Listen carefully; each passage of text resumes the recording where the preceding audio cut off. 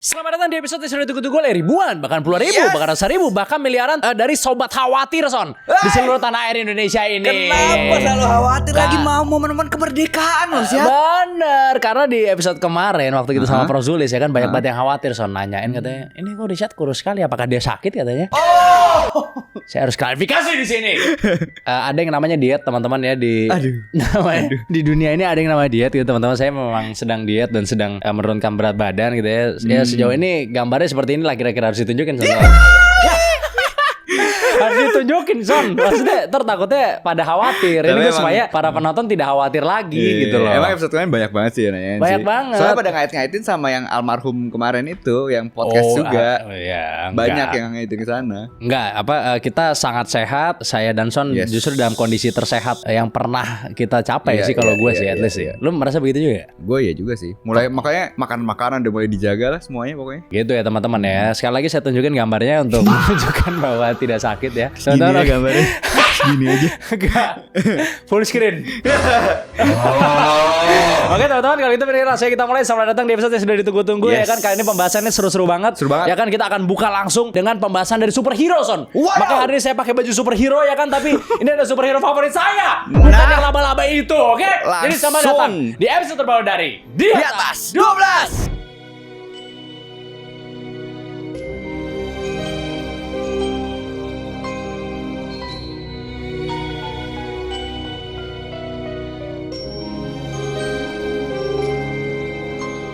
Lu udah dengar konspirasi Spider-Man belum, Son? Tuh, nontonnya belum. Sekali ya. Spider-Man itu adalah salah satu superhero kesenangan saya sebenarnya waktu saya masih kecil dulu. Jadi sebenarnya ada banyak banget Son konspirasi dari film Spider-Man ini. Dan gue bakalan bawain 3 mulai dari yang ada di awal-awal film sampai ke konspirasi yang paling gila menurut gue, Son. Yaitu tentang credit scene-nya, Son. Ya kan? Sorry, itu tentang film terbarunya atau yang kemarin-kemarin juga ya? Film terbarunya. Okay. Makanya hari ini Anda sudah tidak perlu lagi menonton Spider-Man Brand New Day karena akan saya buka semuanya. Spoiler warning. Saya tutup kuping di sini. Yang pertama nih Son, ada sebuah konspirasi yang bilang kalau pacar baru dari MJ yang orang India itu Son, itu sebenarnya adalah villain. Setelah berhasil membuat Gen Z termehek-mehek melihat tangisan Tom Holland, ternyata orang ini diduga akan melakukan hal yang lebih jahat lagi Son. Apa tuh? Karena menurut konspirasi ini pacarnya MJ itu bukan cuma pemeran yang bakal lewat doang gitu Son. Diduga-duga nih Son, dia tuh adalah salah satu villainnya Spider-Man yang bernama Jekyll. Hah, kok bisa bang? Jadi gini Son, ada salah satu scene yang nunjukin kalau si cowok ini lagi senyum. Terus kalau diperhatiin, taringnya tuh agak panjang gitu. Jadi mirip-mirip sama giginya Jekyll. Terus pas ada scene di mana mereka lagi pada di dapur, ada kayak tempat minuman gitu kan di atas meja. Terus ada stikernya gitu, ya kan, yang bertuliskan The Green Jekyll Son. Terus si cowok India itu juga pakai jaket warna hijau Son, kayak warna Jekyll. Ini ramai banget sumpah konspirasinya dan banyak yang percaya gitu. Kalian percaya nggak kira-kira? Teori yang selanjutnya adalah si Ned, teman baiknya Peter Parker, kan sempat nyari tuh siapa orang di balik Spider-Man gitu kan. Tapi bukannya nemuin Peter Parker, si Ned diduga-duga nih Son, malah nemuin Miles Morales yang adalah Spider-Man tapi orang kulit hitam itu. Jadi di trailer dari Spider-Man Brand New Day ada satu scene yang ngeliatin kalau di kamarnya Ned itu ada kayak papan detektif gitu kan buat nebak-nebak siapa nih sebenarnya yang jadi Spider-Man gitu. Soalnya kan dia lupa ya kan Spider-Man itu siapa. Ingatannya kan dihapus sama Dr. Strange tuh. Hampir semua foto muka yang ada di papan itu dicoret kecuali satu foto Son, yaitu foto orang kulit hitam dengan rambut kepang dreads gitulah. Cuman emang dikasih lihatnya cuma setengah muka doang sih. Banyak yang menduga kalau itu adalah foto dari Miles Morales. Kalau sampai teori ini benar, berarti kemungkinan besar di film selanjutnya Peter Parker tuh bisa jadi ketemu sama Miles Morales Son. Karena di Spider-Man Homecoming juga ada teasernya kan, dimana si Aaron Davis yang merupakan paman dari Miles Morales itu kayak nelpon di depan mobil gitu, terus ngomong, sorry Miles, I'm not gonna make it. Jadi ini kalau sampai kejadian itu bakal gila banget sih Son. Jadi ada 2 antara Spider-Man-nya ya kan. Peter Parker sama Peter Sondak tadi ya? Bukan. Peter Gonta. Lu tau Peter Gonta kan? Siapa itu?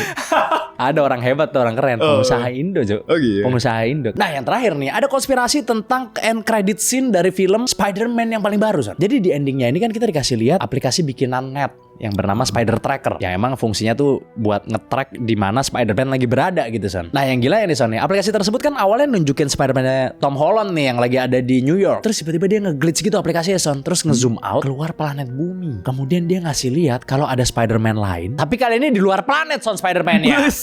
Nah siapa sebenarnya Spider-Man yang satu lagi? Teorinya tuh ada 2 Son. Yang pertama, diduga nih icon ini tuh nunjukin Spider-Man-nya Miles Morales sekali lagi. Soalnya di scene Spider Tracker kan ada nge-glitch-nya tuh. Nah glitch-nya itu itu mirip sama glitch-nya film Spider-Man Into the Spider-Verse, Son. Yang which is karakter utamanya adalah Miles Morales. Ditambah nih, Son, di kotak merah yang ada di apps-nya itu ada icon gambar Spider-Man, muka Spider-Man tapi warnanya hitam gitu, Son. Terus ada teori kedua nih, Son, di mana ini adalah Spider-Man-nya Tobey Maguire, Son. Wah, pecah sih kalau itu sih. Kan? Jadi menurut teori ini universe-nya Tobey Maguire tuh hancur, Son, sehingga menyebabkan dia harus pindah ke universe 616 kayak yang ada di layar aplikasi yang tadi, dan kemudian dia terdampar di luar angkasa. Tapi gimana caranya dia bisa bertahan di luar angkasa gitu kan nggak ada oksigen di luar angkasa dengan Iron Spider suit, Son. Yang ada itunya. Iya. Kan? Karena di salah satu judul terbaru dari Marvel ternyata ada gambar Tobey Maguire lagi pakai Iron Spider suit, Son, di tulisan huruf M-nya. Sumpah. Iya ada, kecil tapi. Wah, suka. Jadi yang paham tuh yang bener-bener nyari banget gitu. Iya, suka banget sih gue yang Tobey Maguire sih. Iya, sampai udah sekarang umur sih emang. Gue Andrew Garfield gue. Sampai orang udah ganti-ganti, sampai Tom Holland udah banyak banget. Gue masih demennya Tobey Maguire. Sama sih, gue juga sebenarnya Tobey Maguire sih nomor 1 sih emang. Oh, karena yang tadi yang hitam itu Spider-Man yang berubah warna jadi hitam tuh cuma si Tobey Maguire ya. Tobey Maguire untuk saat ini Venom kena simbiot kalau nggak salah ya. Lupa gue. Kena simbiotnya Venom kalau nggak salah. Wah, yang dia jadi bad boy itu kan. Iya. Wah, bagus banget. Jadi bad boy dia. Gue ingat banget tuh scene tuh yang dia jalan terus joget-joget itu sih. Wah, itu keren banget. Anggapannya yang jadi meme sampai sekarang cuma ya dia doang. Iya. Mana ada yang baru-baru jadi meme coba? Yang baru-baru nggak jadi Andrew meme sih. Garfield nggak ada, mungkin ya cuma pas sedih-sedihnya doang. Mungkin gitu pas kali ya. dia berdiri di samping Zendaya aja sih jadi meme. Tinggian Zendaya jauh, lu tau gak sih? Jauh banget tinggian Zendaya, nggak bohong. Kayak lagi banyak buzzernya sih gue ngeliat, kayak lagi di acara gitu si Tom Holland ini kayak lagi disamperin terus tiba-tiba langsung dicium-cium gitu, padahal si Zendaya cuma kayak salaman doang gitu, nggak diapain. Oh, lagi banyak yang pengen bikin dia langsung kesel gitu si Zendaya. Oh, lagi banyak yang pengen bikin mereka putus gitu ya? Ya lagi nggak ngerti sih, lagi di ship aja sih. Oh, lagi di ship apa lagi mau dibikin putus? Lagi di ship ya? Iya sih, lagi di ship. Baru banget Pak, udah putus. Emang ente? Udah lama gila pacarannya itu. Udah lama lah.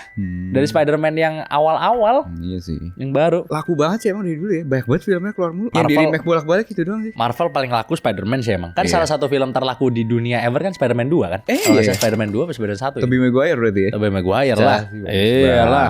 Gila. Tobey Maguire tuh cocok banget jadi Peter Parker menurut gua.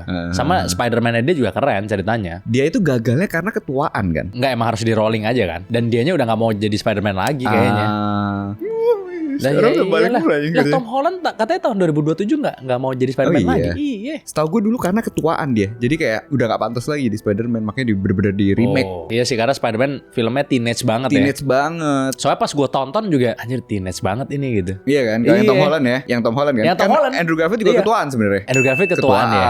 Iya. Ketuaan juga dia. Yang Tom Holland nih bener-bener ini banget sih. Ini film Gen Z banget sih gue pas gue nonton ya. Iya, enggak cocok film Gen Z banget nih gue bilang. Enggak cocok dia ini. Kurang lah. Tuh, kurang banget. Nih kalau saya. Emang film Gen Z gak kurang cocok dengan Richard ini. Enggak, bukan asal film Gen Z-nya. Udah gak? Sekarang pertanyaan gini nih. Aduh, lu belum nonton sih masalahnya. Jadi dia lupa Spider-Man siapa ya kan. Terus MJ-nya jadi nggak mau sama Spider-Man-nya. Padahal udah diselamatin berkali-kali. Tapi MJ kayak nolak gitu. Jadi sedihnya tuh di situ. Tapi MJ paling cakep yang mana? D3 itu. Ya yang Tobey Maguire lah. Oh iya sih. Yang Tobey Maguire kedua, siapa sih namanya lupa gue. Kedua Emma Stone. Iya. Tapi Zendaya cantik juga. Iya, cantik juga. Cuman maksud gue begini. Maksudnya kalau misalkan si MJ-nya nggak mau sama Spider-Man, itu mah cuma soal waktu doang. Pasti ntar mau. Lu mau gak sih? Lah orang Spider-Man lu gimana sih? Dokter Strange apa kabar? Hah? Dokter Strange apa kabar? Dokter Strange siapa? Dari semua universe pasti gak dapet juga. Kan sampai waktu itu banyak kan quotes-quotes gitu kan. Kayak dia udah jadi superhero terkuat. Iya kan? Enggak, tapi MJ itu punya koneksi yang gede gitu. Masalahnya sama si Peter Parker. Oh, Dokter Strange juga ya? Iya. Dokter Strange bukannya ini ya kayak asshole gitu ya, jadi dokter gitu? Enggak lah, kalau sama di ceweknya kan? Iya kayak rada-rada asshole gitu kan mulai. Cuma kalau sama ceweknya itu ya enggak lah. Ceweknya kan si ini yang main notebook ya, kalau nggak salah. Aduh, gue lupa. Rachel McAdams. Aduh, gue lupa lagi Dokter Strange. Tapi menurut gue sih kan sampai ada pas di gereja itu pas kawinan ceweknya kan ngomongin kan, lu udah superhero terkuat, habis itu lu punya segalanya lah pokoknya, time stone apa segala macem, tapi lu nggak dapet ceweknya juga. Tapi penggambaran relate-nya tuh beda sama Batman. Kalau Batman relate banget. Batman aja. Ya ampun coba. Kalau Batman relate banget Pak. Dia orang kaya banget punya segalanya ya kan. Terpisah sama cinta lamanya ya kan. Sampai akhirnya ketemu lagi. Dianya lagi jadi playboy gitu-gitu. Anjing relate banget itu gila. Itu parah relate ya gak sih? Itu lebih relate itu ke dunia nyata menurut gue ya. Tapi ya tiap orang beda-beda lah relate ya kan. Coba menurut kalian siapa yang kalian puja-puja superhero? Apakah Batman apa Spider-Man tuh sih komen? Saya tim Batman. I'm Batman. Tapi Spider-Man bagus. Spider-Man salah satu superhero. My favorite childhood superhero lah. Bagus sih. Pasti ada sih main-main yang kayak berusaha gini-gini pasti ada sih. Iya. Dulu gue pengen banget tuh alatnya yang kayak ada tuh jual tangkinya gitu. Mahal banget tapi iya. Yang selanjutnya nih, kita geser dari film dulu. Gue Oke. pengen bawa ini ke Indonesia dulu. Oke. Coba ceritain. Lo tahu gak sih ternyata plat nomor kendaraan di Indonesia berasal dari asing siap? Lo kok bisa gitu Son? Pasti banyak orang yang mikir kalau kode huruf plat nomor kayak B, A, atau L itu hasil dari rumusan tata kota atau pembagian administratif pemerintahan Indonesia. Padahal sebenarnya nggak sama sekali siap. Dari mana tuh? Itu adalah murni penanda wilayah penaklukan perang di zaman penjajahan dulu. Jadi ceritanya pas tahun 1811, Eropa itu lagi rame kan sama perang Napoleon. Belanda bahkan waktu itu takluk sama Prancis di bawah Napoleon Bonaparte. Dan efeknya, seluruh daerah jajahan Belanda, termasuk Nusantara ini ya, secara otomatis jatuh ke tangan Prancis. Nah, Inggris yang waktu itu musuh bebuyutannya Prancis, khawatir kalau pangkalan militer di Jawa bakal ngeganggu jalur perdagangan mereka di Asia. Akhirnya Inggris ngirim armada perang raksasa sih ke Jawa. Ada sekitar 157 kapal sama 12.000 lebih prajurit. Terus pasukan Inggris ini dibagi set jadi 26 batalion yang masing-masing itu dikasih kode huruf dari A sampai Z. Sampai pada saat itu pasukan Inggris mendarat di Cilincing dan berhasil menguasain wilayah demi wilayah di Jawa. Di sana mereka butuh cara gampang sih buat ngerapihin rantai komando sama nandain kereta sipil kayak kereta kudanya mereka. Akhirnya mereka memutuskan daerah mana yang berhasil didudukin, kendaraan di situ wajib distempel sama huruf batalion yang naklukin mereka. Jadi contohnya nih batalion B saat itu ditugasin buat ngerebut ibu kota Batavia. Begitu Batavia jatuh, semua armada logistik di sana dikasih kode huruf B. Makanya Jakarta dan sekitarnya sampai detik ini kan platnya B terus. Abis itu batalion A geser ke barat, nguasain Kesultanan Banten, jadilah plat A. Abis itu pasukan gabungan batalion A dan B dikirim ke Jawa Tengah buat nudukin Yogyakarta. Makanya Jogja dapat kode gabungan A sama B. Ya begitu seterusnya lah, kayak A sama D naklukin Solo, jadinya platnya AD.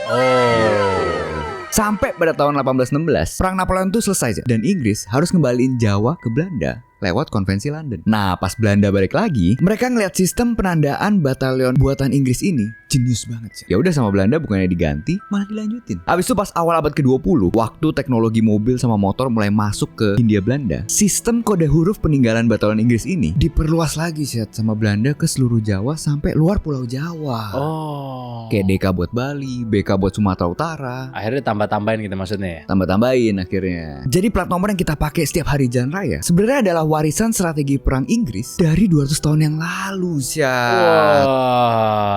Tapi bagaimana dengan F ya? Kenapa Jabodetabek cuman Bogor yang punya plat nomor sendiri? Gak kan ditaklukinnya sama batalion F berarti, Pak? Oh gitu? Iya. Kan A sampai Z ini batalionnya ada 26. Tapi kan Jabodetabek cuman Bogor yang punya sendiri gitu, yang beda sendiri. F batalion kecil gitu kan mungkin naklukin Bogor sendiri bisa aja, mungkin Pak. Bogor paling gede kali ya daripada yang Mungkin lain. ya. Ya mungkin ada yang pas gabungan, ada yang belakangnya F juga, kita nggak tahu deh. Ada nggak? Oh ya? iya. Ya kan? Nggak mungkin. Maksudnya gimana gabungan belakangnya F? Nggak, maksudnya Orang ini kayak F doang kok satu. maksudnya mungkin ada daerah lain B sama F misalkan. Oh iya. Gitu kan. Kan tadi banyak yang gabungan-gabungan juga, A sama D ke Solo ya kan, gitu-gitu. Kalau gue taunya sih ini siapa? Huruf pertama yang ada di belakang itu yang ada tiga. A itu ada juga tuh. Itu tuh kayak utara. Kalau U utara. Iya. P itu dari Jakarta Pusat. Kalau T dari Jakarta Timur gitu-gitu. Lu tahu gak sih? Tahu. Tapi gue pernah nyoba-nyoba ya. Kok kayaknya nggak relevan ya. Maksudnya kayak udah agak update lagi deh yang itu deh. Dulu emang ada seperti itu. Tapi lama-lama dilihat kayaknya enggak deh. Masih sampai sekarang. Maksudnya emang itu emang nyata. Dulu nyata bener. Iya. Tapi kalau sekarang juga masih sekarang. Masih gue nggak tahu deh. Masih sekarang. Kalau U tuh berarti mobilnya dari utara. Maksudnya bukan lu tinggal di utara, tapi mobilnya saya dari utara gitu. Yang surat-suratnya lah, bikin surat-suratnya pas di situ gitu. Iya, kan. jadi kalau lu nebak misalnya mobil di depan nih mobil apa gitu. Kalau dia antara U, kalau nggak P, kalau nggak T, kalau nggak S, kalau nggak B, ya lu bisa tahu dia dari mana. Iya. B barat, S selatan ya. Kalau S lu jalan di selatan banyak kan S depannya. Kalau Cinere atau Depok Z sekarang. Z. Dulu E, terus habis itu mungkin kuotanya kepenuhan ganti jadi F. Nah itu loh, jadi udah nggak relevan pak. Terus jadi Z kayak gitu. Ya, Tergantung mungkin kuotanya kali ya, kuotanya udah penuhan. Tapi masih banyak di jalan yang kayak kalau misalnya nih, gue lihat dia depannya U gitu misalnya, dia pasti mobil dari utara. Kalau yang selama ini gue rasain ya. Karena di utara banyak yang. Tapi mungkin orang yang Jakarta Utara belum tentu platnya U. Tapi kalau plat lu U, lu beli mobil di utara pasti nih. Udah pasti di utara. Iya gitu, karena yang gue tahu sih gitu. Utara kayaknya banyak yang custom ya platnya, maksudnya gitu ya. Knalpotnya sih yang custom di utara, iya, apalagi di plate terus tarik-tarikan gitu, sama peleknya juga custom. Itu yang gue tahu sih kalau soal plat-platan sih. Yang selanjutnya di sana gue pengen ngomongin tentang tadi kan plat nomor tadi ya. Kalau yang kali ini tentang kehidupan karyawan, tapi di luar negeri. Hubungan antara karyawan dan perusahaan ya kan. Wah ini seru banget nih ceritanya pasti. Coba ceritain. Lo tau gak sih ternyata perusahaan banyak yang nerima karyawan dari golongan darahnya Son. Jadi yang gue omongin ini adalah perusahaan-perusahaan di Korea Selatan dan Jepang Son. Jadi dulu perusahaan-perusahaan ini tuh akan nanya apa golongan darah lo kalau lo apply ke perusahaan mereka. Bahkan di beberapa lowongan itu ditulis misalkan kita buka lowongan untuk posisi marketing dengan syarat golongan darah O. Jadi kalau di sini syarat berpenampilan menarik ya kan, golongan darah O. Kenapa begitu? Karena mereka percaya banget Son bahwa golongan darah itu menentukan kualitas dan sifat dari seseorang Son. Menurut mereka orang dengan golongan darah A itu dianggap sebagai pekerja yang ideal karena mereka taat aturan, takut bikin kesalahan, gak berani ngelawan atasan, dan rela lembur sampai GERD Son. Impian para HRD itu. Kalau tipe O nih Son, dianggap sebagai pemimpin yang bagus karena mereka pinter dalam mengambil hati atasan, ekstrovert jadi mudah bergaul, tangguh dan tahan banting. Sama yang paling penting nih Son, mereka juga jago minum miras katanya. Waduh, saya O lagi. Tapi emang ekstrovert sekali sih saya sih. Aku juga O Son. Ini podcast golongan darah O ini. Tahu nggak manajer kita Ban? B. Pantesan B aja, goddamn. Nanti saya akan ngomongin tentang golongan darah B.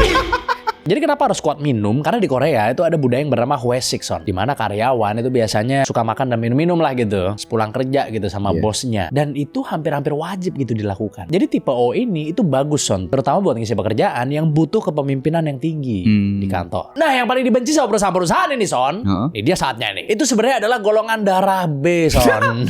Harus kita evaluasi segera ini. Karena orang-orang dengan golongan darah B dikatakan sebagai pemalas, egois, bener semua, dan susah diatur.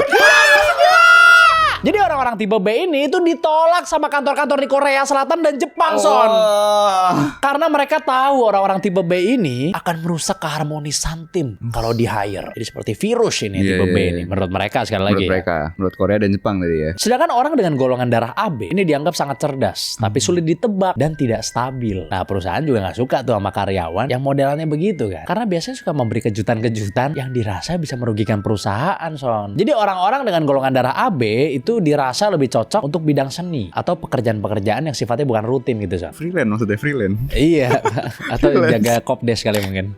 Tahu nggak kenapa golongan darah AB itu juga kurang diminatin? Tuh gue perfeksionis bukan nih? Bukan. Jadi menurut yang pada percaya sama golongan darah ini, mereka tuh bakalan bagus banget Son kalau lagi ngeluarin sifat-sifat golongan darah A katanya. Tapi kalau mereka lagi ngeluarin sifat-sifat tipe B-nya jadi hancur katanya.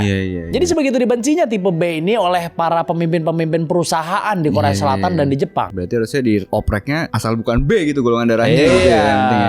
Bahkan bukan cuma di perusahaan Son, tapi di relationship juga. Jadi tipe O itu dianggap sebagai tipe terbaik kalau mau punya pasangan gitu Son, ya kan? Iya. Sedangkan tipe AB dianggap yang terburuk dan tidak bisa diandalkan Son. Tapi tentunya menjudge sifat orang dari golongan darah itu bisa dibilang bias dan tidak saintifik gitu ya. Makanya mereka sekarang ganti nih Son. Dari yang tadi yang ngejudge dari golongan darah, berubah jadi ngejudge-nya dari MBTI Son sekarang. Jadi misalnya lowongan kerja gitu, dicari sales yang ENFJ gitu-gitu nulisnya di lowongan ya. Iya. Contoh ya. Gila banget sih itu ya. Iya, jadi sekarang lebih ke MBTI daripada golongan darah. Tapi ternyata begitu, golongan darah B dianggap tidak benar gitu, kerjanya malas dan lain-lain. Golongan darah O cocok untuk jadi pemimpin. Kalau A paling cocok jadi karyawan. Emang kalau dari itu lebih make sense yang MBTI sih emang ya. Karena MBTI emang lu ngisi kan sesuai sama ini lu ya. Walaupun MBTI tidak 100% saintifik juga. Iya. Itu kan sebuah teori yang dibikin udah lama banget kan waktu zaman perang dulu kan. Ya kan, cewek tuh yang bikin tuh. Lupa gue untuk menseleksi wanita-wanita yang gimana gitu, gue lupa dah. Di zaman perang tuh ada tuh. Itu menarik juga tuh sejarahnya tuh kalau mau dibahas tuh. Ntar kalian komen, mau nggak kita bahas itu ya? Benar, tapi lebih make sense lah daripada golongan darah ya. Golongan darah sih udah itu masa nggak bisa dikontrol Pak. Golongan darah Pak. Kalau MBTI lu bisa berubah bener nggak? Ya bisa aja bisa berubah. Aja kan, karena berubah, sebuah kan? Tragedi misalnya ya kan bisa. Atau misalnya karena emang effort gitu pengen berubah gitu. Ya bisa aja sebenarnya gitu kan. Lebih make sense. Bisa aja lebih make sense sih. Iya, Kalau itu kesannya kayak udah dipatok gitu ya. udah patok, Kalau udah gitu harga mati, Pak. jedar begitu surat kelahirannya keluar kan, set golongan darah B, langsung nggak ada kerjaan gitu. Langsung Pas bayi lahir iya. kan nggak bisa kerja gitu, ditandain. Kalau Masukin lagi. ibaratnya bikin episode Black Mirror-nya gitu. Iya. kan? Set, oh ya selamat anak Anda B gitu. Set ditandain gitu kan. Pecah. Jadi gak bisa kerja seumur hidup ya. Wah, susah cari kerja lah ya. Susah sih.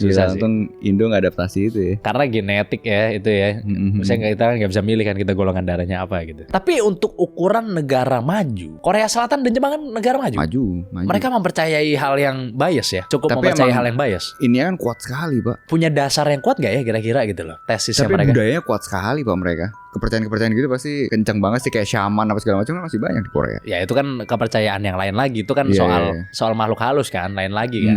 Mistis lah gitu. Iya. Kok ini kan enggak. Ini kayak stereotyping orang gitu loh. Langsung generalisir Mereka dasarnya gitu dari ya. mana ya maksud gue Iya, gitu. kasihan sih sebenarnya. Gue bingung sih mereka dasarnya dari mana. Unik emang Korea Jepang ini. Kemarin gue liat, nggak tahu nih fakta atau nggak. Kemarin gue konten gitu gue liat orang-orang Korea sih.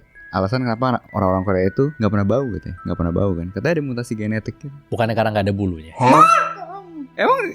Emang nggak ada bulunya?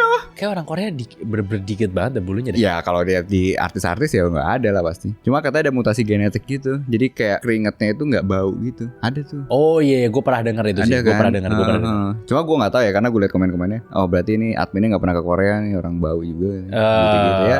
Nggak tahu sih. Ntar muncul di sini datanya. Tapi ya kemungkinan karena bulu itu salah satu ya kayaknya dah. Sama mungkin apa yang dimakan kan ngaruh juga ya. Wih, di situ apa yang sehat-sehat dimakan sih. ya? Situ sayur-sayur semua sih. Iya ya, sering makan sayur ya. Semua gila. Makanya makanannya agak kurang enak sih sebenarnya sih. Sebenarnya iya, karena gue waktu itu awal-awal banget waktu kecil kayak nyoba makan Korea, anjir hambar semua Pak rasanya. Cuma Iya. sekarang gara-gara udah ke brainwash kan. Wah, karena drakor nonton mulu ya. apa tak jadi enak. Jadi enak. Lah itu juga pasti bolak-balik restoran Korea mulu kan Oh, enggak lah. Enggak lah. Enggak lah kagak. Ya kalau lagi pengen santai doang. Maksudnya bukan nyari makanan enak gitu. Gue gak begitu suka sih sama makanan Korea. Jarang lah gue suka sama makanan Korea. Cuman kalau restoran Korea yang di sini kan kadang ada fusion Indonesianya gitu loh. Gak bener-bener rasa Korea doang. Yang which is rasanya cuma gochujang doang rasanya kalau Korea. Cabai Korea tuh kan. Kalau Cina malah tidak. Enggak juga. Enggak juga ya. Enggak lah kan Chinese food banyak. Nah, tapi malanya banyak loh. Daerah tertentu. Sering dipakai gak malah? Daerah tertentu.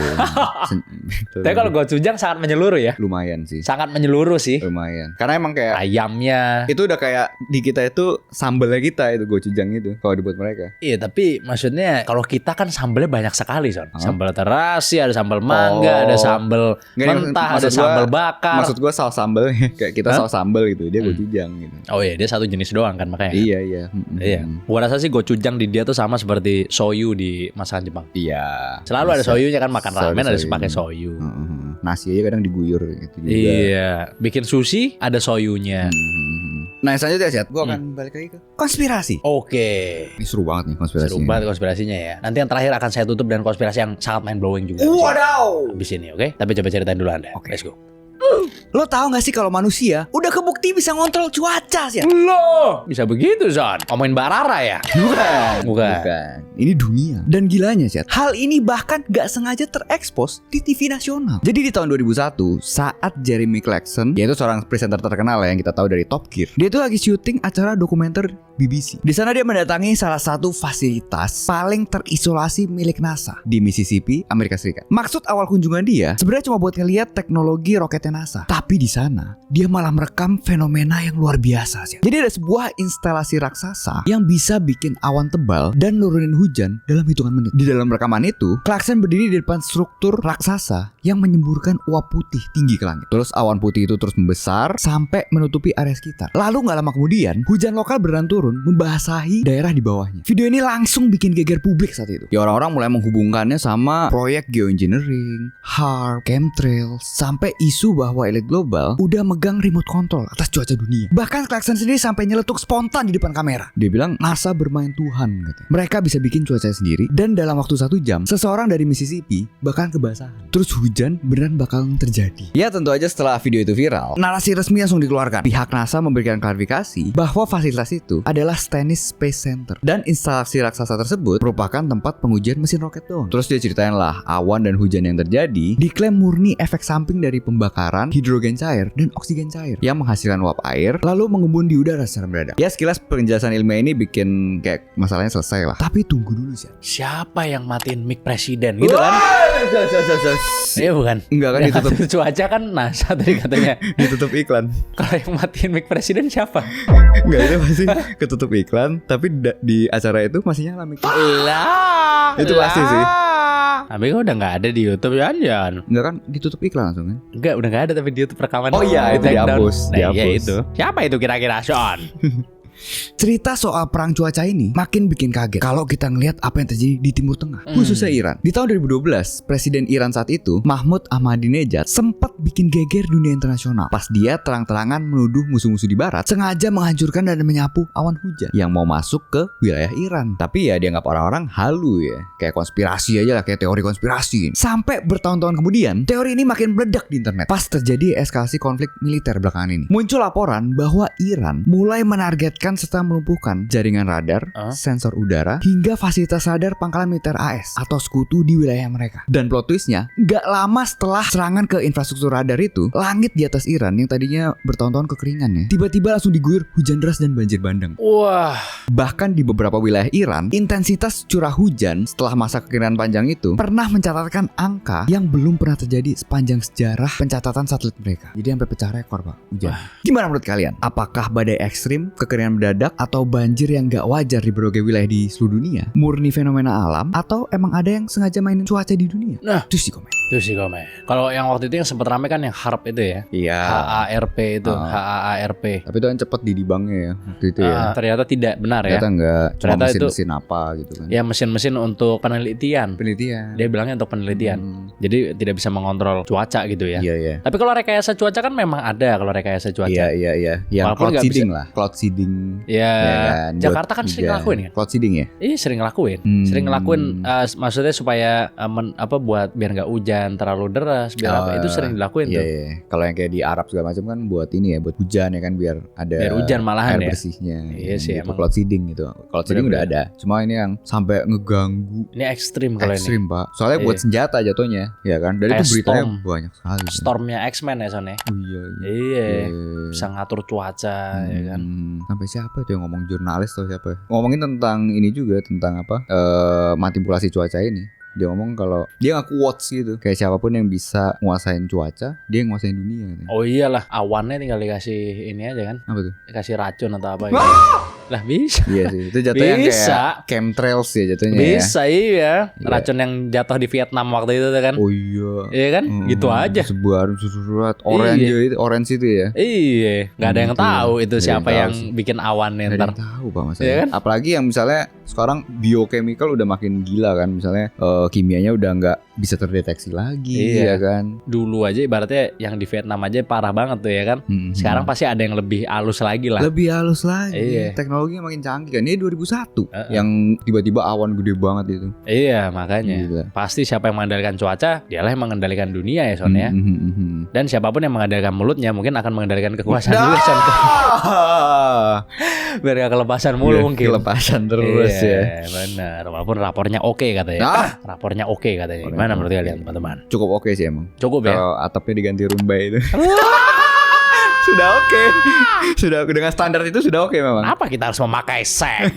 Kan kita bisa pakai rumbai katanya. Gak usah pakai seng, orang Indonesia kita balik ke zaman batu. Balik main Harvest Moon. No. Sekolah tidak diajar menghitung tapi menyalakan api unggun. Gimana cara nyalain api unggun? Itu yang diajarin di sekolah udah kan. Lu pindah ke luar negeri gak San kalau misalnya di sekolah kayak gitu?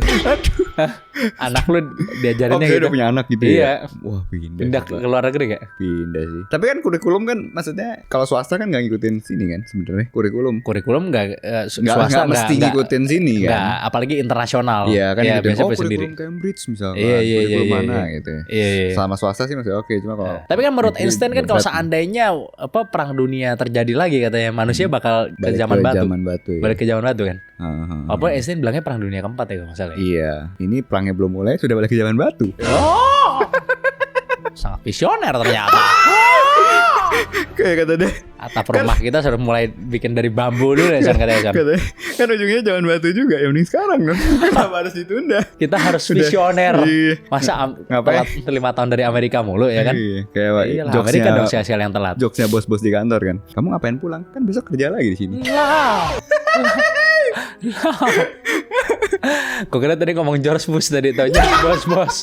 Jokesnya Gue bos-bos. kemarin ngeliat saya di Reddit ya, gue ngeliat ada apa ternyata Jeffrey F itu punya lukisan George Bush lagi main pesawat kertas gitu. Terus habis itu di bawahnya ada lo tau Jenga nggak? Tahu. Kayak mainan Jenga tuh pada ambruk gitu Iya. dan ada 2 bangunan. Doang nggak? George Bushnya lagi pegang pesawat kertas, ada 2 tower ambruk. Ya. Jangan Coba itu dilanjutkan ada tuh Pecah gambarnya sih. tuh, tunjukin Pecah sih. gambarnya aja, nggak usah kasih Iya. tahu kalau itu soal Iya. gue ada lihat tuh di Reddit. Oh ada satu lagi Son, ini gila banget. Tadi pengen gue bahas tapi ini khusus buat sobat loteng aja ya, penonton video long form gitu ya. Di short nggak akan ada ini. Jadi apa, gue kemarin lihat di Reddit Son, itu ada salah satu band dari Indonesia ya kan.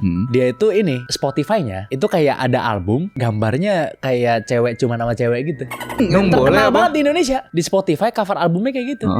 Terus pas didengerin lagu-lagunya itu instrumental semua lagunya. Jadi nggak ada vokalnya, nggak ada liriknya, nggak ada apa, instrumental semua. Jadi albumnya itu dari tahun 2024. Gue sebut aja lah, bandnya Coklat namanya. Oke. Semalam udah gue cek juga di Spotify dan emang kayak gitu gambar. Gue kaget kan, lah kok gambarnya Open-minded kayak anime gitu. Terus habis itu cewek cuma nama cewek. Oh, anime. Ya anime, tapi cewek cuma nama cewek. Indonesia kan lagi panas banget nih soal yang begini-begini nih gitu loh. Ya kan, ini siapa yang ngelakuin gitu? Apakah dia dihack? Apakah kenapa? Ramai itu di Reddit tuh. Katanya sih bukan dihack, tapi katanya ada orang lain ya kan, publisher ngupload lagunya dia. Lagunya tuh isinya AI, pokoknya lagu-lagu bikin AI instrumental. Terus ditulisnya nama bandnya Coklat. Oh, padahal bukan coklat yang kita tahu nih. Bukan Coklat yang terkenal itu, bukan band Indonesia yang merah putih, bukan itu bukan. Tapi sama Spotify dimasukin ke Coklat yang official aja. Katanya kayak gitu. Ini tapi masih spekulasi dari ya orang-orang di Reddit. Iya. Itu masih spekulasi. Jadi kalau lu klik bandnya keluarnya coklat yang official. Iya, enggak, lu buka deh sekarang deh di HP lu deh sekarang. Lu buka Spotify, terus lu cari Coklat deh, Pak. Cokelat ya. Iya, coklat. Cari Cokelat gitu, coba cari. Oh, ada, Pak. Ada kan? Love Life nama albumnya. Love Life nama albumnya rilis tahun 2024 bener Iya, gak? bener. Tapi kalau lu dengerin lagunya nggak ada nyanyi-nyanyinya. Oke. Lagunya instrumental gitu. Oh iya. Lu lihat gambarnya dah. Iya. Anime cewek cuma nama cewek kan? Ada. Gila gak? Gila sih, Pak. Tapi bukan dia ini. Spekulasinya Katanya bukan spekulasi menurut dugaan para Karena ini. anggapannya nggak mungkin lah terjadi. Gak mungkin, dia berani banget. Iya kan. Orang sekarang lagi panas banget yang kayak gitu-gitu dia kan. Orang pada ngeburu segala macem. Masih misteri ini berarti ya. Belum Misteri. ada klarifikasi juga. Belum ada dari klarifikasi. 2024 ya. Yang gue tahu belum ada klarifikasi dari dia. Tapi kalau dari 2024 sih beneran ada itu. Tapi threads-nya itu gue baru lihat kemarin banget. Lumayan rame lah di Reddit. Iya. Harusnya beneran dia sih. Karena dari 2024 Pak. Ya gak tahu. Kecuali baru masuk ya. Lagunya lagu-lagu AI gitu soalnya. Iya, kayak mungkin baru seminggu upload kayaknya. Nggak tahu sih. Iya, nggak tahu sih. Nanti klarifikasinya kita lihat aja kalau ada klarifikasinya gitu ya. Kita lihat beritanya juga nanti. Kalau ini video dipotong terus jadi short sih mungkin bisa rame menurut gue. Rame gak menurut lu? Rame lah. Soalnya ada isu juga. Cuma Ya, sensornya zaman harus dulu ya, banyak. ini zaman dulu ya. Ada isu juga terkait band itu juga. Ya gue nggak tahu tapi. Iya. Ada sih emang. Iya kan, tahu kan? Tahu. Tapi gue nggak tahu maksudnya. Ya kita menduganya yang positif-positif aja lah ya, bahwa ya itu dimasukin nama orang, ada terjadi kesalahan, nama Spotify dimasukin ke Coklat official, which is crazy man. Iya. Gila. Kalau itu salahnya Spotify, gila menurut gue itu. Bahaya itu. Karena enak dong, dia jadi dapat play juga dong. Iya. Kan masuk dibilangin ini lagunya si Coklat padahal bukan misalnya. Iya. Dia dapat play dong gratis. Tapi yang ngeplay banyak ya udahlah biarin aja gitu. Diam-diam aja. Iya, si orang yang aslinya ya maksudnya ya, bukan si Coklatnya. Oh, emang dapat. Orang yang masukin ya dapat duit lah. Oh, iya, Gua rasa dapet, sih iya. kayaknya dapat duit. Ya ada persenannya lah. Iya, ya kita nggak tahu lah ya, itu hanya dugaan-dugaan. Kemarin sempat ramai juga. Gue tadi pengen ngebahas tapi gue pikir adalah buat di video panjang aja lah, kita lagi ngobrol-ngobrol gini gitu. Seru juga kan? Seru juga. Tapi nggak tahu ntar kita siapa tahu mau bikin jadi short ya, kita lihat aja nanti. Yes. Oke, yang terakhir ini Son ya kan, dari gua ya kan, nanti masih ada dari Son abis ini. Tapi ini menurut gua ini gila banget karena ini lagi-lagi adalah konspirasi ya kan, dari salah satu film horor kesukaan lo ini. ini Son, ya kan? Apa itu? Obsession. Oke. Karena saya yakin semua orang pasti sudah nonton by now ya kan. Makanya gue berbawa ini kan Spider-Man Brand New Day sama Obsession. Lu tahu gak sih teori konspirasi tergila dari film Obsession, Son? Ada emang. Seperti yang kita tahu, film yang budgetnya gak nyampe $1 juta ini kan viral banget ya. Di Indo hampir semua orang nonton lah gitu. Gara-gara seberapa seremnya karakter si Nikki itu. Jadi gini Son, ada teori yang bilang kalau Nikki ini tuh sebenarnya kerasukan arwah kucingnya si Bear, Son. Kan di awal-awal film kucingnya si Bear mati tuh ya kan. Nah menurut teori ini arwah kucingnya itu masuk ke badannya Nikki tepat setelah si Bear matain stick One Wish Willow-nya itu, Son. Karena diduga nih Son, pada saat kucingnya mati, arwahnya tuh masih ngikutin si Bear. Dan lo inget kan permintaannya si Bear apa? Dia mau Nikki mencintainya melebihi siapapun yang ada di dunia ini. Dan siapa yang mencintai Bear lebih dari semua orang di dunia ini? Ya betul, kucingnya. Kok bisa ada teori ini? Yang pertama, coba deh lo perhatiin. Si Nikki ini itu suka berdiri di pojokan gitu sambil nontonin si Bear tidur. Itu lumayan kayak perilaku kucing gak sih kayak gitu? Iya benar. Jadi duduk di pojok nontonin kita. Terus kucing kan kadang-kadang punya kebiasaan bawain bangke gitu ya. Biasanya bangke binatang ya kayak kecoa misalnya. Iya. Suka dibawain ke orang yang dia suka gitu sebagai hadiah lah. Si kucingnya ini mikirnya hadiah gitu loh. Padahal kitanya geli gitu kan. Tiap bangun buka pintu ada kecoa di depan kamar kita gitu kan. Atau cicak lah biasanya. Nah si Nikki itu kan juga ngebawain bangkainya si Sarah tuh Son ke rumahnya Bear. Yang dalam keadaan diikat di kursi lah pada saat itu. Yang persis abis temannya si Bear dapat 1 miliar tuh loh kalau ingat ya kan. Jadi mirip ya sama sifatnya kucing gitu. Terus ada juga scene dimana pas gelap-gelap ternyata matanya Nikki itu nyala gitu. Kayak kucing. Kan kayaknya hewan jarang lah gitu yang matanya nyala kan kalau misalnya di gelap-gelapan gitu kan. Salah satunya kucing lah yang matanya nyala gitu. Terus ada salah satu scene Son yang pas si Nikki lagi jalan yang creepy banget itu Son. Oh iya. Ada ya kan. Kalau lu perhatiin gerakan tangannya tuh kayak kucing gitu Son. Nah ya kan. Tapi sekali lagi ini hanyalah teori konspirasi ya. Kita juga bukan orang gitu ya. Tapi kalau kalian percaya tulis di komen. Kalau kalian nggak percaya silakan tulis di komen juga. Oke? Yes. Itu sampai yang teori kucing ini, cat theory ini ditunjukin pak ke director ya kan, ke produser ya kan, ditunjukin waktu dia interview itu ya, nggak salah ya. Terus produsernya bilang enggak kan? Dia bilang paling meyakinkan sih yang itu gitu. Sama si Nikki juga deh kayaknya di interview juga deh tentang yang teori kucing itu. Oh. Jadi mereka semua udah tahu kayak tentang teori kucing ini. Oh. Kayak mereka wah kayak bener juga kayak gitu-gitu. Iya tapi mereka nggak klarifikasi. Iya sutradaranya nggak kepikiran ke sono lah. Ya, ini teori-teori fan teori aja. Iya biasa lah ya. Paling masuk akal. Paling masuk akal sih. Langsung bikin film lagi kan? Langsung bikin film lagi. Yang main sih ini kan sutradaranya sama ya kan yang baru yang Gen Z ini kan. Bikin sama Aaron Paul. Oh Aaron Paul Breaking Bad. Oh. Lagi produce sekarang lagi bikin. Wah gila. Horor juga deh kayaknya. Wah seru banget sih itu pasti. Wah seru sih. Aaron Paul pak. Gila sih. Tapi Aaron Paul di Westworld sih agak busuk sih. Lu gak nonton ya Westworld? Ada season 3. Oh season 3. Gak bagus. El Camino juga gak bagus. El Camino yang mana ya? Yang Breaking Bad yang film. Oh. El Camino. Ada dia juga. Tapi kayaknya ekspektasi kita kan udah kayak Breaking Bad sama Better Call Saul kan. Jadi kalau ada yang di bawah itu ya. Breaking Bad tuh yang bagus soalnya bukan Aaron Paul ya. Bukan Jesse Pinkman ya. Tapi Heisenberg ya bener gak? Iya. Heisenberg ya yang bagus banget. Dan emang dia emang acting udah lama banget kan. Tapi tadi kan emang kalau aslinya kan yang Aaron Paul ini kan harusnya season 1 udah gak ada kan. Oh gitu ya? Iya cuma gara-gara orang pada suka dipertahanin. Dilanjutin sampai habis. Karakter Jesse Pinkman lah. Jesse Pinkman ya. Tapi ya gitu pada saat lu nonton Breaking Bad itu ya. Yang karakter Heisenbergnya itu. Lu udah selesai nonton Breaking Bad nih. Terus lu misalnya nonton How I Met Your Mother. Itu ada dia. Friends ya? Di Friends dia ada pasti ya? Lupa deh. Lu nonton Friends. Itu ada si Heisenberg waktu masih muda. Waktu masih muda ya. Jadi dia tuh udah melanglang buana gitu loh. Banyak sih. Ke banyak series. Ada filmnya dia banyak. Baru meledaknya pas dia udah tua. Di film Breaking Bad. Yang meledak bangetnya. Iya. Keren sih. Dia tuh udah ke banyak series. Sering banget gue lihat kayak lah dia di sini juga gitu. Kita taunya setelah kita nonton Breaking Bad gitu. Iya. Emang perjalanan orang prosesnya. Proses berbeda-beda ya. Yang penting kita maju terus. Ya kan. Bisa jadi kita baru tahun depan sukses. Nah. Bisa jadi 10 tahun lagi. 10 tahun lagi, 20 tahun lagi. Nah. Tapi gak secepatnya. Nah selanjutnya Set, ini adalah cerita drama. Coba ceritain. Mengandung bawang ini. Bawang ya? Mengandung bawang. Merah atau putih tapi? Yang baik yang putih. Putih perih sih yang putih sih. Oh, lo tahu gak sih ada orang yang menang kejuaraan dalam keadaan meninggoy Set? Wah, gimana ceritanya tuh Son? Ini beneran 100% nyata dialamin oleh seorang atlet. Dan kejadian itu resmi terdaftar di rekor olahraga dunia. Cerita ini terjadi pada tanggal 4 Juni 1923 di pacuan kuda Belmont Park, Amerika Serikat. Tokoh utamanya bernama Frank Hayes, seorang pemuda usia 35 tahun yang profesi aslinya itu sebenarnya bukan joki kuda utama, melainkan cuma seorang perawat kuda biasa dan pelatih kuda biasa lah. Seumur hidupnya, Frank Hayes punya satu mimpi. Main untuk kesebelasan Indonesia. Oh itu Tom Hayes. Salah aku.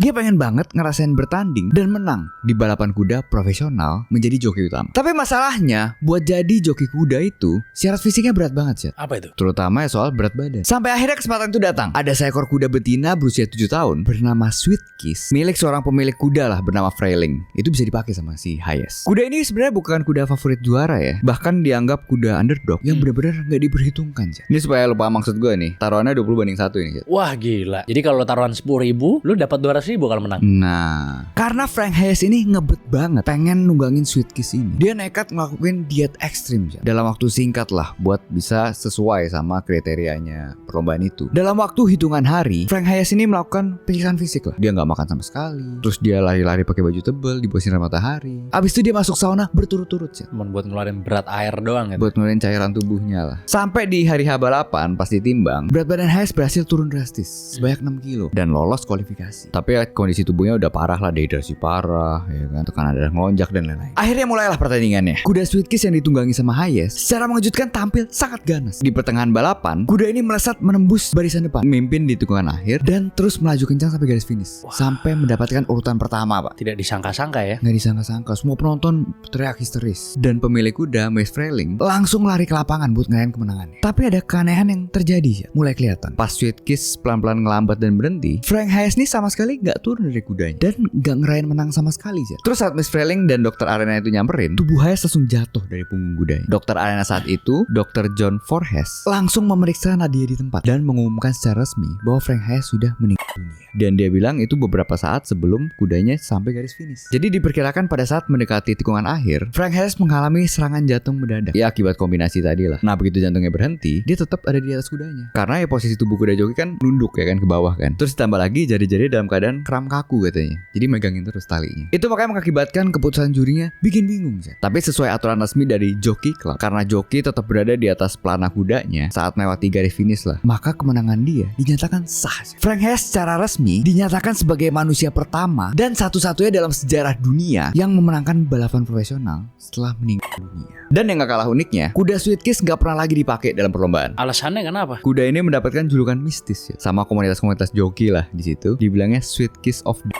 Oh, siapa yang menunggangi kuda ini akan mati. Dan ya tambahnya kan gak ada satupun joki yang berani lah. Anggapannya bekas ngebawa jenazah ya kan kuda itu. Jadi gak ada yang berani lagi bawa dia. Respect sebelumnya untuk Frank Hayes ya. Luar biasa. Respect untuk winner ya. Winner yang mau sampai titik darah penghabisan untuk winning itu selalu membuat kita senang gitu ya. Dengernya gitu ya. Dan respect gitu. Satu-satunya lomba dia anggapannya gila. Benar. Bisa menjadi inspirasi itu untuk kita-kita gitu ya, untuk terus berusaha menjadi winner gitu. Yes.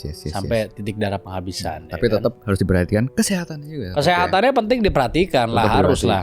Karena kesehatan menurut gue tuh sebenarnya harusnya kita ngeliatnya seperti investasi. Iya. Jadi maksudnya dimulainya dari sekarang pelan-pelan untuk nanti supaya nggak keluar duit banyak gitu buat rumah sakit, walaupun ya tetap nggak ada yang tahu ya. Tetap nggak ada yang tahu sih. Tapi kan kalau apes nggak ada yang tahu. Tapi maksudnya kalau kita nggak rawat terus ditambah apes ya lebih parah lagi. Lebih parah lagi double. Jadi kelihatannya emang harus kayak investasi sih menurut gue sih. Emang investasi sebenarnya, benar sih. Tapi kan banyak banget orang yang nggak ngeliat itu sebagai investasi. Banyak bilang, mahal banget gitu. Kali cuci darah, ya memang mahal. Maksudnya memang sih, tidak murah lah. Nggak murah.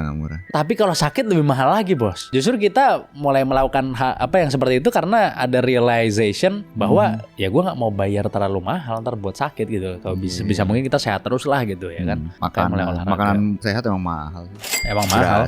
Walaupun sebenarnya bisa kalau misalnya nggak mau mahal. Tapi ribet. Ya itu ribet aja. Mau ribet atau mau mahal kan gitu. Dan enak. Iya. Kan kayak misalnya lu makan ayam sekilo gini emang berapa harga? Ayam sekilo kan ya 60 ribuan lah. 60 ribuan ya. 60 ribuan. Lu sehari 500 gram aja apa nggak mudah? Wah, gue ngeliat. Ya banyak. Gue ngeliat teman gue ada yang niat banget ya. Gue baru tau orang sampai mesen putih telur. Lu pernah gak sih? Oh iya pernah gue.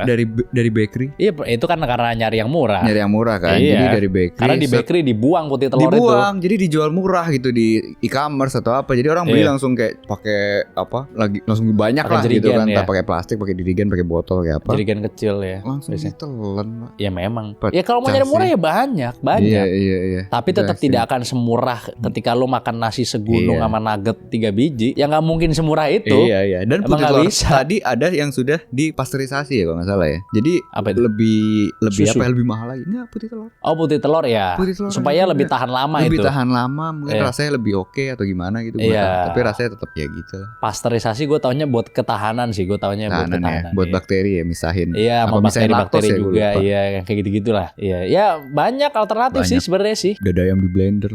Tapi tetap kalau bandinginnya kayak Oh, sama iya. Indomie 2 biji sama nasi misalnya, Nggak ya bisa pasti dibandingin. nggak bisa dibanding. Pasti sangat murah kalau itu. Sangat murah. Sangat murah. Indomie 2.000 satunya ya kan. Lo Indomie 2 berapa 4.000. Iya. Nasi nggak ada harganya. Nggak Iya kan ada 5.000 harganya. lah taruh tuh sepiring. Lu Iya. bandingin sama itu ya gak bakalan bisa. Bener gak? Iya.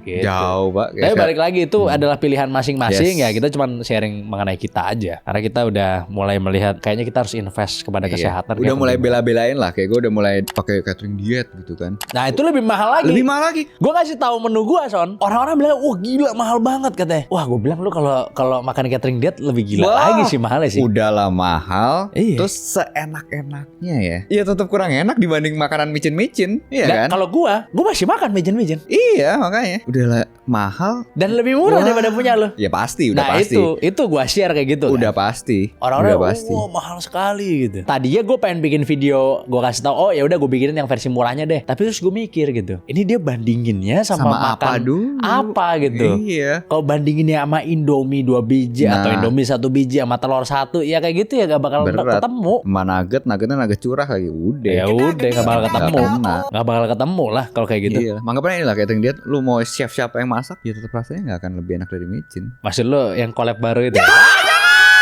Yang bilangnya berakhir minggu ini, tapi kok nggak berakhir. Iklannya lewat tuh di gue. Mahal betul itu catering, gak karuan mahalnya. Mahalnya terlalu Iya. Jadi bela-belain. Ya tapi ya harusnya worth it. Harusnya worth it Jangka kan. panjang lah. Buat jangka panjang ya, investasi jangka panjang. Ya begitulah kalau dari kita gitu ya, Yes, teman-teman. yes. Udah mendingan sekarang kita langsung aja mulai. Saatnya kita baca komen. Let's go. Oke, komen pertama dari @plecos_tv. Malah kaku ya kakinya nggak naik ke sofa itu.